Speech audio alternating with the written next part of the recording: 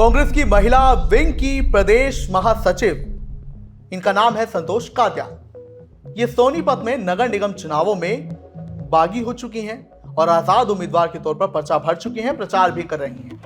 सब अच्छा चल रहा था। इनके 2 बेटे हैं। इनका छोटा बेटा नवीन, उसकी हाल ही में नौकरी चली गई थी और वो अपनी मां के साथ प्रचार में डटा हुआ था दिन रात, यहां तक कि अल सुबह 4-4 बजे तक वो बैनर लगाता था अपनी मां के प्रचार के लिए।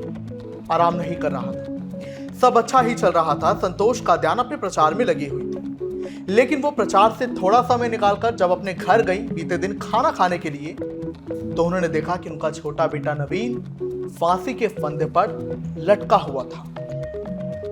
ना सांस आ रही थी और बेसुध पड़ा था, और जिसका डर था वही हुआ। जब अस्पताल उसे लेकर गए तो डॉक्टर्स ने बताया ही इज नो मोर, वो मर चुका है। जिसके बाद उसकी मां संतोष कात्याल, जो कि ऑलरेडी चुनाव प्रचारों में व्यस्त हैं, चुनाव लड़ने की तैयारी कर चुकी हैं, लड़ भी रही हैं, वोटिंग होनी भी बाकी है, इसी बीच घर में मातम पसर जाता है।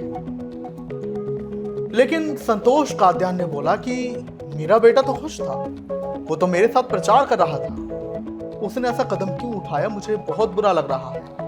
मुझे नहीं समझ आ रहा कि वो आखिर किस चीज से परेशान था। यहां तक कि वो जब बैनर लगा के सुबह 4 बजे हटा तो भी वो मुस्कुरा रहा था। मैं खाना खाकर गई थी, सब अच्छा था। हाँ, उसकी नौकरी, क्योंकि वो राजस्थान के भिवाड़ी में नौकरी कर रहा था, उसकी वो नौकरी चली गई थी 2 महीने पहले। वो मेरे साथ प्रचार में डटा हुआ था। उसकी 2 बेटियां हैं, लेकिन उसने कदम क्यों उठाया मुझे अभी तक नहीं पता है। और वो ये भी कह रही हैं कि हमें कोई जानकारी नहीं है कि आखिर वो किस बात से परेशान था।